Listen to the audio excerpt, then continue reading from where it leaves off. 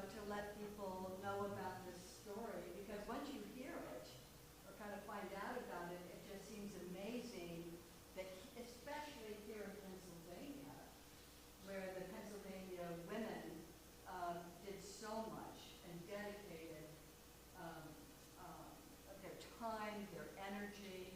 Can you imagine going around on a truck for months around Pennsylvania? And a lot of it was in the summer with the humidity, you know, the heat, and in those long dresses. Yeah. So, I mean, it was quite the undertaking, as you can imagine, for people to see coming over the horizon, many, you know, on dirt roads back then in 1915, to see these women standing on a truck, you know, with this huge 2,000-pound bell, you know, coming down the road. You can imagine just kind of the attention that it attracted. So back before social media, you know, women had to get very clever about how to just even get the word out that this amendment was going to be on the ballot in Pennsylvania. And of course, the only people who could vote were men. And so that they had to convince the men to vote for Amendment 1 to give them the right to vote. And the amendment failed, which is kind of gut-wrenching after all of that. They picked themselves right back up, and the next day, they were out there. In fact, that evening, they held this huge, which was going to be a celebration, at the Academy of Music in Philadelphia. Thousands of people in the streets, in the Academy of Music, and people reported on it like as if it was a celebration of a win, because people were really thinking about it as that they almost got there, and that it wasn't going to be long before women would get the right to vote. So they were incredibly optimistic, and definitely were an example of just how you pick yourself right back up if you don't win, if you don't get what you want, especially something as important as voting. It would take another 5 years. Even here in Pennsylvania, because any referendum had to pass through 2 consecutive terms, legislatures, and that would take 5 years, all by itself.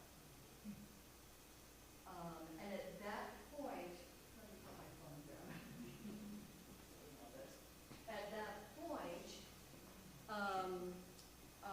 because here in the Northeast, Pennsylvania, New Jersey, Massachusetts, and New York all had referendums. So in the West, in many states, women could vote in their states at that point. In the Northeast, there were no states where men allowed women to vote. Nobody in the South allowed women to vote. So this kind of industrial hub of the Northeast, there was a lot that went into it in those 4 states to try to turn that around. All 4 states lost. The referendum lost in all 4 states. And that is why kind of eyes really turned to Washington, where there was a fight for the federal amendment. Because at that point, this long slog of trying to convince legislatures and maybe 3/4 then, and then getting a referendum, it was such a slog that women finally decided, I think we just need to really put our attention to get a federal amendment. And then, of course, once the 19th Amendment was passed, which enfranchised the women of the country, it did not mean that voter suppression was still not going on.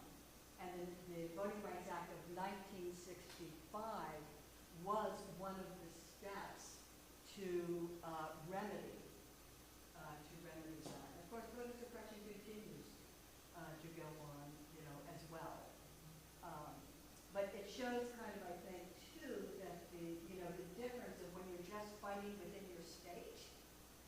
try to get civil rights, how important it is for things to go to a federal amendment, just because of just because of what it takes just to make something happen within a state. It's arduous, actually. But so this bell was front page news all across this country. All across this country. It was fun. It was like a media darling. It just followed this bell everywhere it went. So luckily, when I went to research it, both for this film and then for the book that is coming out soon, luckily, there is information to source. Some of it is digitized already, so you can see it like newspaper.com, stuff like that. Some of it you have to go to historical societies, like here, and comb through, actual paper copies, microfilm, to get additional information. Quite the dramatic story. Do you have any questions at all? I've seen it, yes. Why did the women in the West versus the East have to vote first?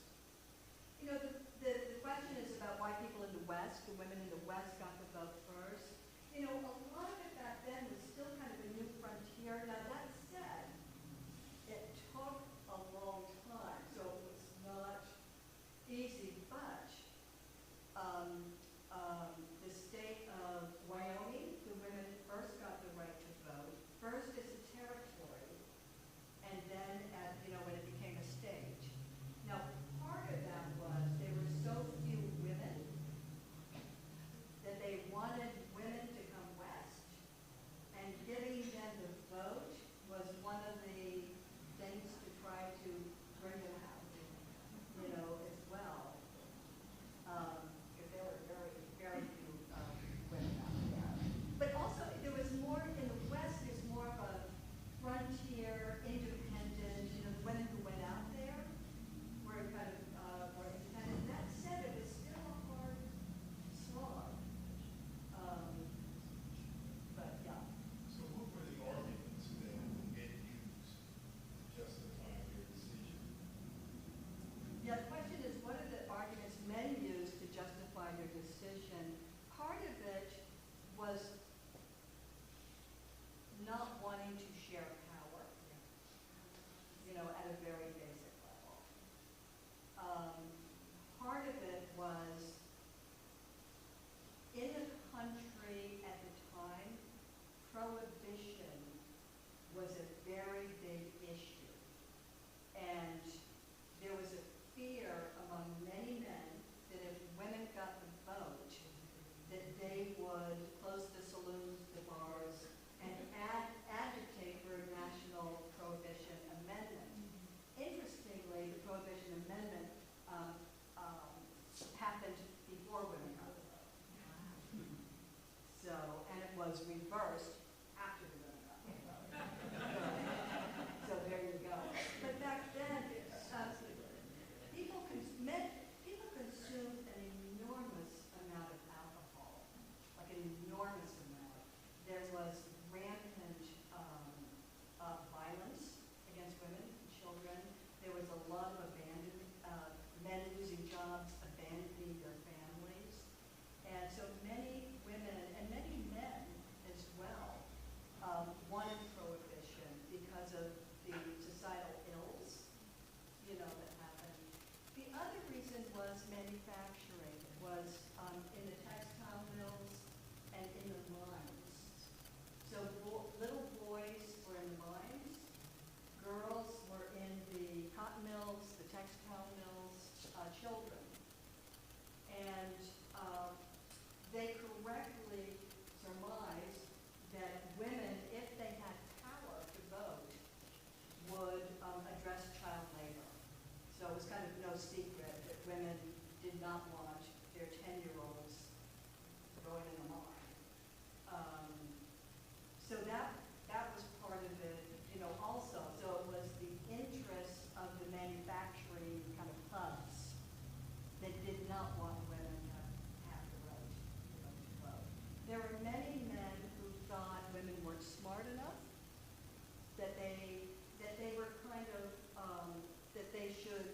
home and take care of their families, or if they worked, that they still should kind of tend to the home, and that they shouldn't be in the rough and tumble world of politics, much of which was very corrupt. So I think there was a combination of reasons that men did not want women to vote. I mean, it's interesting, even today, women were not only advocating for the right to vote, but they wanted, even back then, and they called it equal pay for equal work, which we still don't know about. Women wanted to have the right to custody of their own children, which they also did not have. Women did not want to lose their legal rights once they married, which happened. Interestingly, one of the first things in all of the states, when women were able to vote and get in charge of their state legislatures and get elected office, one of the first things that they would do is raise the age of consent. It was a huge thing. So women in general, they as soon as they got power, were paying attention to clean streets, to education, to helping children. So that is where their interests went, and men did not want to see that.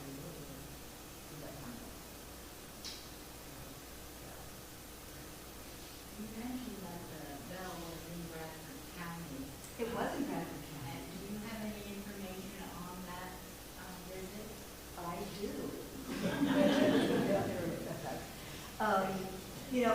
One of the reasons I was so excited about coming to Bradford County is because the Bells were started in Bradford County.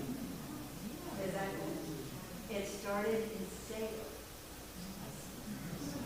Yeah. So on June 23rd, 1915, there was a huge event in Howard Elmore Park in Sayre. Thousands and thousands of people were there. Suffrage, leaders from all over the state, came to Sayre. Catherine Ruschenberger, the donor of the bell, and the woman who, thought it up and paid for it and everything, she was there.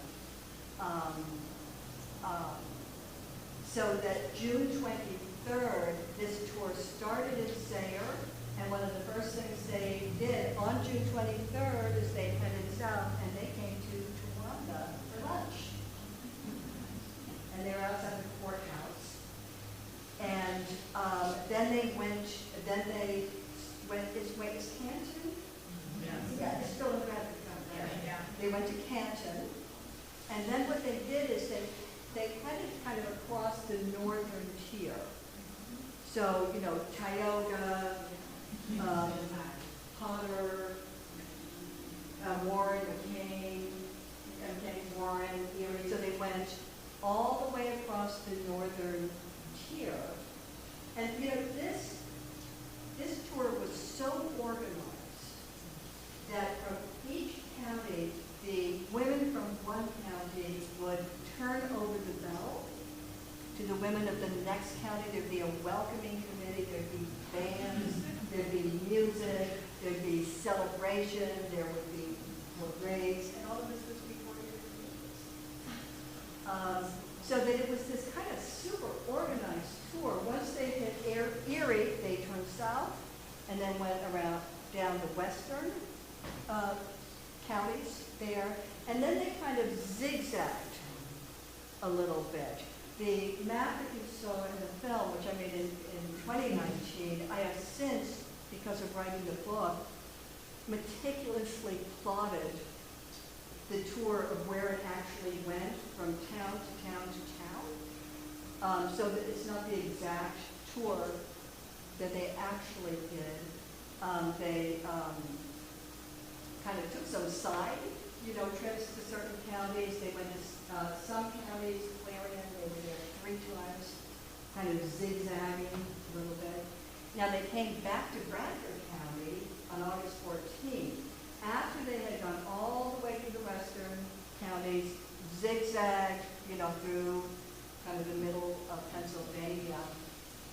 Then they started up through Center County, Sullivan, I'm trying to remember my counties now, Wyoming, Lycoming, and Sullivan, and then Lycoming, and then they went through the southeast corner of Bradford County. And in fact, when I was driving here, I saw one of the towns on the side, Wyoming. They went to Wyoming. And, which is, I saw many names of towns as I was driving up here, where the bell tower, that bell truck actually flew. Then they went up to Susquehanna, and then into kind of Wayne and Pike, and then kind of back down to Monroe, and Lehigh, and back up to Carbon, and then down to some of the southern Pennsylvania counties. So in the book, I actually trace and have an article, one article for each county. I highlight 25 suffragists who spoke, who were speakers on the tour, and even have some big speeches. That were just really incredible women. And highlights from the tour, and also what happened after the tour, what happened to the bell, all the way up to the present. So that the book has a tremendous amount of detailed information. It's got 250 pages and has 60 images. Because as you can see, the photographs are just part of all of it. It was so wonderful to see. So those images for the book. Yeah. Talk about jail time. Is that in the hundreds or thousands? And how long was someone in jail? Yeah, the jail. What happened was January of 1917, women started picketing outside the White House.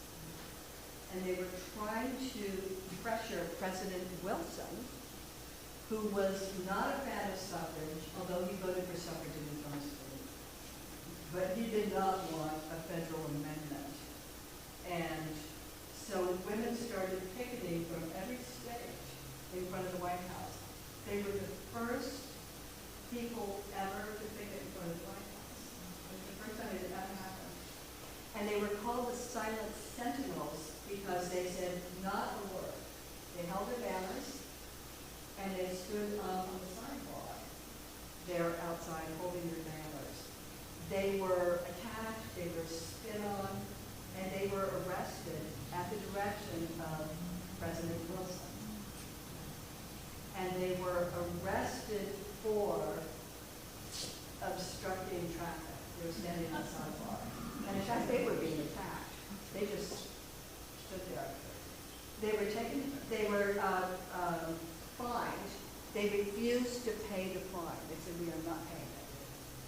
So they sent them to jail. And there are women who spent months in jail, in deplorable circumstances. Many of them were sent to Washington, D.C. jail, and many were sent to Occoquan Workhouse, where many of them were attacked. There's, in November of 1917, there was the warden there, whose name escapes me, think of it, an awful guy. He actually called in some military who were housed nearby and let them loose on the women. These women were of all different ages. They took the women and would throw them into these like cement cells. There were women who lost consciousness, who were extremely, were injured. Although women ever talked about being raped. I think it's pretty clear that that did occur. It was called, it's in the papers, if you read about it or you Google it, it's called the Night of Terror. And it happened at Otaquan prison in the suffragists. Now what finally happened is word started getting out about what was happening to these women. And the whole nation was, I mean, people were outraged that this was happening to these women. And that started even more pressure on Wilson. Now, at that time, of course, I mean, we're starting to go into the years of World War I. And there were some suffragists who felt we shouldn't really agitate anymore, we should just kind of do what we can help. Some women said, no, we're across the seas fighting for democracy, and 50% of the people in this country can't help. What are you doing? And so that were some of the banners, and some of the signs were addressing that hypocrisy, that there was not democracy at home, and why were we fighting democracy abroad? So that there were many women who went to jail many times, and many were forced fed. They went on a hunger strike because of the conditions, and just because they were jailed. They went on a hunger strike, and they were forced fed. They were held down, and there are many accounts of this, many women in their diaries and letters, and in the newspapers, with this gruel being, these tubes being stuck all the way down their throats and into their stomach, with this grueling mixture that's poured down. And so, it's, you know, it's interesting that kind of after after, you know, all of that, you can see in following some of these suffragists, and many of them came from Pennsylvania, you can see kind of the effects on these women from what they went on to do to what happened. There's women who literally just kind of mentally decompensated after they got out. And very difficult and very sad lives. Some went on and just kept, you know, agitating. It was kind of just kind of ran the gamut of kind of the women who were actually abused when they came out of prison. It was finally, a judge said this was unconstitutional and that they weren't allowed to be, you know, jailed for just having one happen. Any other questions? Yes. Was it at the end of the film when it said the clapper of the bell was on its side? Say that one more time. It said in the film that the clapper of the replica of the Liberty Bell, the Justice Bell, that the clapper is kept to the side. So Catherine Ruschenberg, the woman who kind of paid for that, was kind of her child. She ordered the clapper to be changed so that it could not ring and that it could not be rung until women got the vote, until they had a voice. And so interestingly, as that bell went around the state, and later actually to two other states, went to Washington and went to Chicago for some events. So that there were a lot of people who wanted to hear that bell ring. You can imagine as it was coming around, but the suffragists were very strict about that. They said, no, it's not going to ring until we have our own place. So when it was passed, was it finally rung or that? Yeah, so September 25th. So August 26th is the certification of the 19th Amendment. August 26th, which we now celebrate as Women's Equality Day, which is the anniversary of the 19th Amendment. And on September 25th of 1920, there was a huge celebration in Independence Square. The bell was brought there. It was like the Bell of Honor. And Catherine was up on the stage. And it was finally run for the first time in a very elaborate ceremony. 10,000 people were there. The governor spoke, the mayor spoke, the who's who of the suffragist movement were there. They had Catherine's niece. She had no children of her own. Her niece was given the honor of doing the first 3 rings of the bell. And then women from all of the different states, there was kind of a procession that got to ring the bell. And it was eventually run 48 times each of the states. And by the way, Catherine, when she accompanied a lot of that bell tour, she was 62 years old.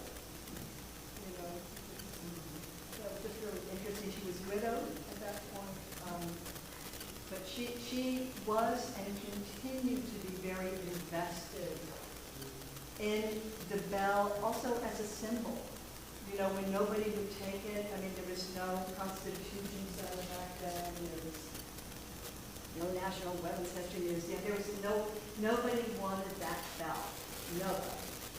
It was in her backyard for a while.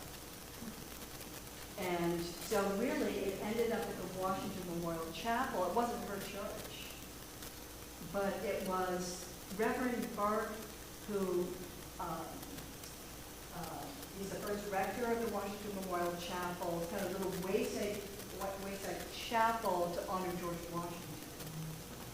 And he was a great collector. He just collected all kinds of things. And so he agreed to take the bell.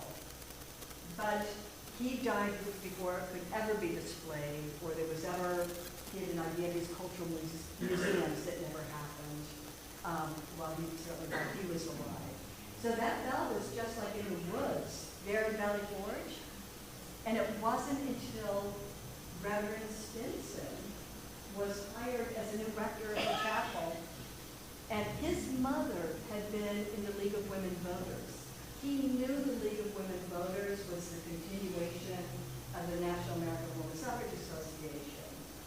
And so when he saw the bell in the woods, which was just in disrepair and abandoned there, it had been for decades, and like over 60 years.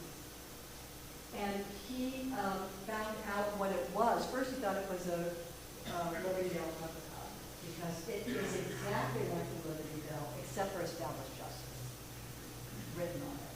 So when he found out what it was, he is the one responsible for bringing it out of the woods, hiring engineers and everything, getting it into the rotunda of that bell tower. He retired in 1996, and the rectors who came in after him were not interested in the bell. So it lapsed into obscurity. So this is a bell whose kind of whole story is about kind of being honored and then shut down in the woods. Obscure, somebody discovers it, and then, so this is kind of, when I discovered it in 2015, I had moved to Pennsylvania recently to take on my own, and when I ran across this little story and then found out it was at this little chapel about a 15-minute drive from me, I thought, oh my God, somebody should write about this or do something about it. And I went out to see it, and when people who worked there didn't know what it was, I just thought somebody should do something. And then a decade later, that person turned out to be me. I did not know at the time. But I just started, so I'm just going to take this on and make sure that people know what the women of this stage did to advocate for their own right to vote, which led to the nation's women eventually. So it's still at that chapel, right? So it's still at the chapel. Okay. Is there a movement that would get it to a more prominent place? There is not.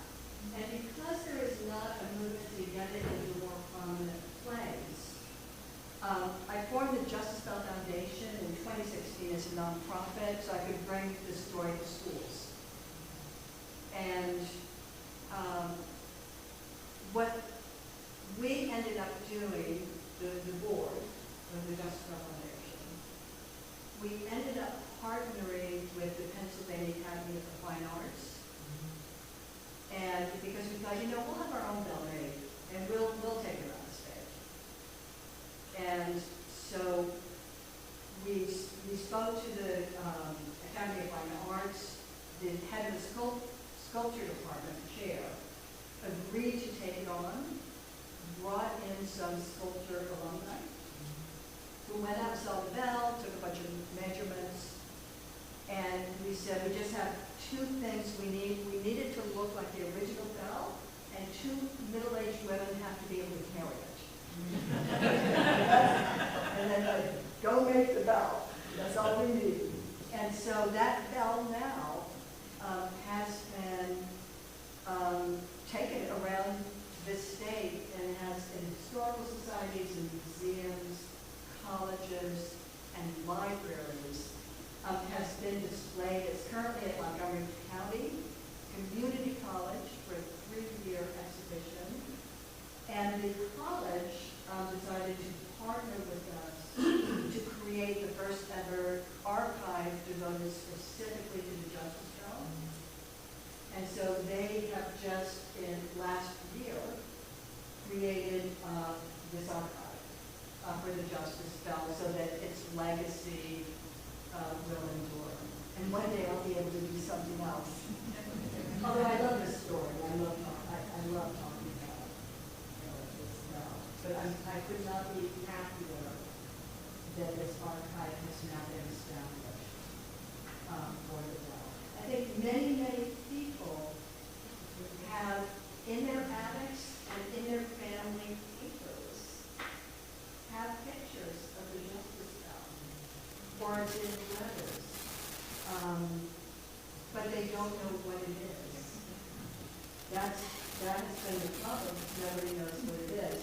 I saw a photograph, the Lebanon County Historical Society. They had a photograph of the Justice Bell with suffragists standing around it. And a historian from Beaver County, who I've been in touch with and shown the bell virtually, she's also a farmer. It was in a farm, that photograph was in Lancaster Farming newspaper. She let me know. I contacted the Lebanon Historical Society, and it turned out that one of the members there had a postcard, that postcard of the bell, that he never knew what it was. And so I got a hold of it. I said, I know what it is, and I even know who those women are who were standing, around the bell. So I ended up going out to Lebanon County and, doing the talk there. And they have, just like Bradford County, a very rich history related to the women's suffrage movement and to specifically to the Justice Bell. So women in Bradford County, they were really, they got Bradford County as the first stop for the bell. How did that come about? How did the bell come to? Bradford County first, It came to Bradford County first. or why? Yeah, part of it would have been logistics. The bell was made in a foundry in Troy, New York. Yes, the Manili Bell Foundry. And so that bell had to, on its bell truck, a specially made bell truck, had to come to Pennsylvania. They had to figure out where to start. Now, this area was a hotbed for women's suffrage, but also surrounding counties. So a woman, especially from Lackawanna County, Kate Chapman, who did a whole lot for a lot of the surrounding counties here. But there had been in the movement for women's suffrage in Pennsylvania, there had been a tremendous amount of groundwork that had already happened. So when they decided to work out their plans about how they were going to bring attention to this referendum in 1915. The Justice Bell was one thing, but they had a lot of other things too. So for example, they came up with an idea because yellow was the women's suffrage color, and they sent seed packets of yellow flowers to every county that spring, so that there would be fields and front yards filled with yellow flowers to welcome the bell as it came through. They were like fields shimmering with goldenrod in shop windows in towns, yellow flowers and bouquets. Little children would dress up with little sashes, and they would bring yellow flowers and, put little petals, around the bell. So it was like a branding, thing. So these women in Pennsylvania were very, very clever, very organized. They had a lot of conferences before 1915, one in Scranton in November of 1914 to kind of plan.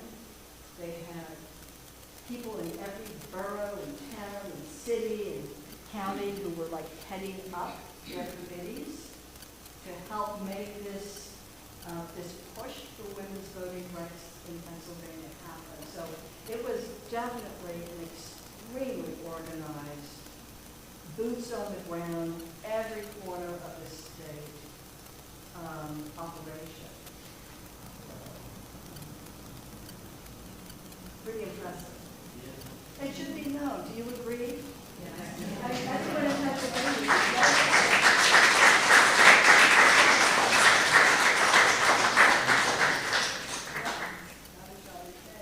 So any other questions or? No, we good? Okay, so I'll tell you, I have, because, and I said to Matt, to make up for not having the book, I want to make the little booklets for you. But I have an order form here, so just for people today, and, nobody else, so I'm just doing a discount. So the book is going to be $29.95, $20 if you buy it today. Pre-order it, in which case, and then I will